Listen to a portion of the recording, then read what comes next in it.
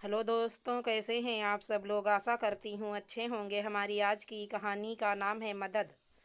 मुझे ना सुनना पसंद नहीं है।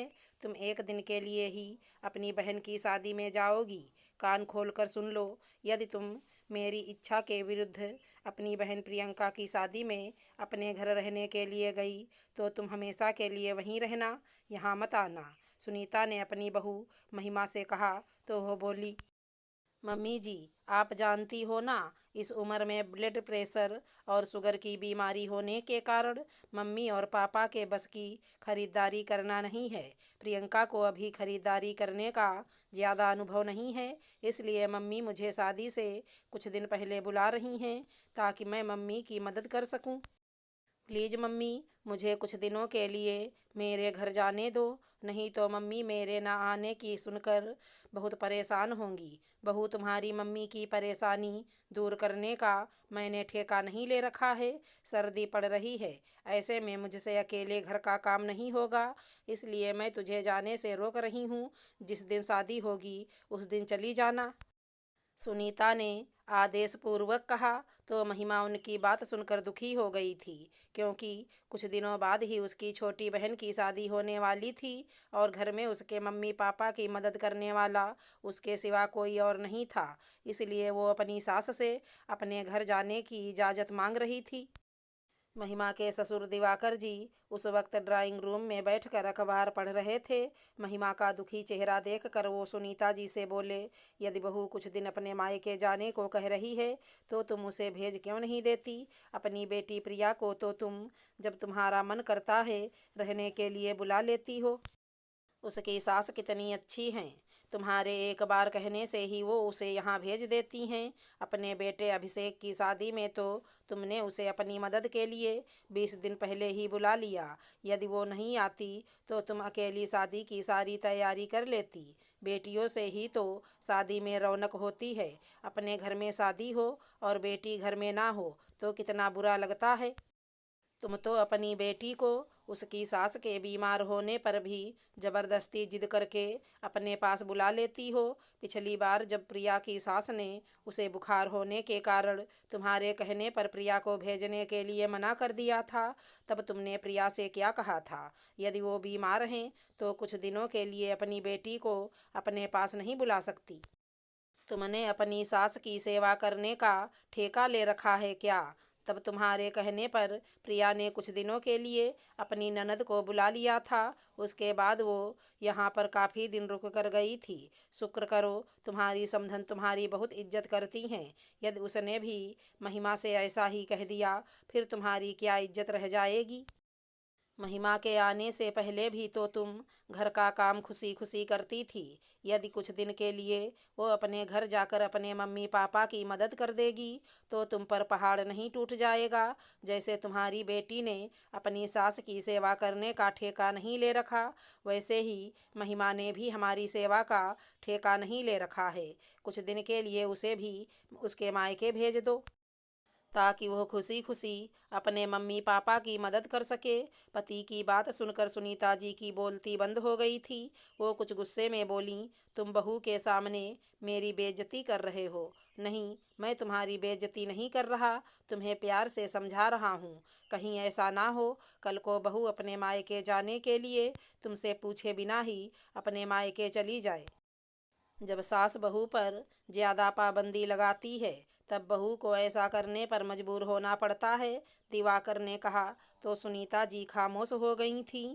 देर से ही सही उनकी समझ में पति की बातें आ गई थी। वो महिमा से बोली, बहू अपने मायके जाने की तैयारी कर, मैं इतनी बुरी भी नहीं हूँ कि तुझ पर ज़्यादा पाबंदी लगाऊं। सास की बातें सुनकर महिमा के चेहरे पर हंसी आ गई थी। अपने ससुर को धन्यवाद देने के बाद वो अपने घर जाने की तैयारी करने लगी थी। हेलो दोस्तों, कैसे हैं आप सब लोग। आशा करती हूँ अच्छे होंगे। हमारी आज की कहानी का नाम है स्वभाव। बहू, एक काम करो, ये सब्जी कम करो और एक रोटी उठा कर ले जाओ, मैं एक ही रोटी खाऊंगी। पूजा की बूढ़ी सास ने उसके लाए हुए खाने की थाली को देखते हुए कहा। पूजा अपनी सास से तो कुछ नहीं बोल सकती थी, पर गुस्से में आकर उसने सब काम किया और वापस खाना देकर आई। अभी वो आकर एक रोटी ही सेक पाई थी कि वापस सासू माँ की आवाज़ आई, बहू थोड़ी सब्जी और दे जाओ। जब वो सब्जी देने पहुँची तो उन्होंने आधी रोटी की और मांग कर दी। इनका यही नाटक है, कितना भी कम खाना ले जाओ फिर भी बार बार ये कम करो, ये और लाओ, बोल बोल कर मुझे परेशान करती रहती हैं। इस चक्कर में मैं रोटियां भी नहीं सेक पाती सभी के लिए। पूजा सासू माँ के कमरे से बाहर निकलते ही बड़बड़ाते हुए उन्हें रोटी देकर वापस सभी के लिए और रोटियां सेकने लगी। पूजा की सास 60-65 साल की महिला हैं, जो बैठे बैठे अपनी बहू पूजा से सारे काम करवाती हैं। पूजा घर के सारे काम बहुत अच्छे और समझदारी से करती है, पर अपनी सास की आदत और पूरे घर में बार बार इधर से उधर दौड़ाने की वजह से खींच जाती। और पूजा की भी तबीयत ठीक नहीं रहती थी, तो बड़बड़ाते हुए सारे काम करना उसकी आदत में शामिल हो गया था। ये सब पूजा की 10 साल की बेटी जूली बहुत ध्यान से देखती रहती। वो अपनी माँ की हेल्प भी करने की कोशिश करती, पर अपनी पढ़ाई की वजह से ज़्यादा कुछ नहीं कर पाती।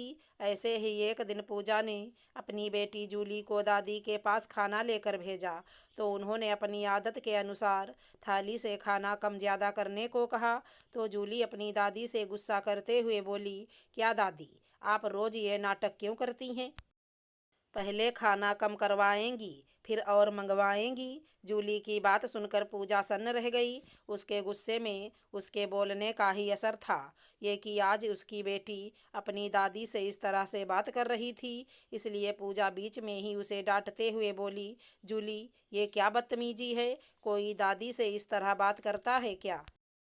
चलो माफ़ी मांगो दादी से। और जूली के माफ़ी मांगने से पहले खुद ही अपनी सास से माफ़ी मांगते हुए बोली, माफ़ करना माँ जी, वो मैं गुस्से में बड़बड़ाती रहती हूँ, शायद इसलिए आज जूली ने आपसे इस तरह से बात की है। सही ही कहा है किसी ने कि बच्चे वो नहीं सीखते जो हम उन्हें सिखाते हैं, बल्कि वो सीखते हैं जो हम करते हैं। तो पूजा की सास मुस्कुराते हुए बोली, सही कहा बहू, इसमें गलती हमारी ही है। हम जैसा बीज बोते हैं हमारी फसल भी वैसी ही होती है। अभी इस घर में सबसे बड़ी मैं हूँ, तो जब मैं अपनों से छोटों का ख्याल रखूँगी तभी तो बच्चे सीखेंगे सभी का ख्याल रखना। अब से मैं वहीं टेबल पर बैठकर खाना खा लिया करूँगी, ताकि तुम्हें भी सभी को गर्मा गर्म रोटियां सेक कर देने में कोई परेशानी ना हो। अरे नहीं माँ जी, आप यहीं बैठिए, मैं आपको सब यहीं ला कर दूँगी। गलती मेरी है जो मैं अपनी बेटी के सामने बड़बड़ाती थी, पर अब मैं इस बात का ख्याल रखूँगी। पूजा अपनी सास को मनाते हुए बोली और पलटकर जूली को देखते हुए बोली, तुमने माफ़ी नहीं मांगी अभी तक दादी से? जूली बुत बनी अपनी माँ को दादी से माफ़ी मांगते हुए देखकर समझ गई थी कि माँ सिर्फ झुंझुलाहट में ही बड़बड़ाती हैं, दिल से वो उनकी बहुत इज्जत करती हैं।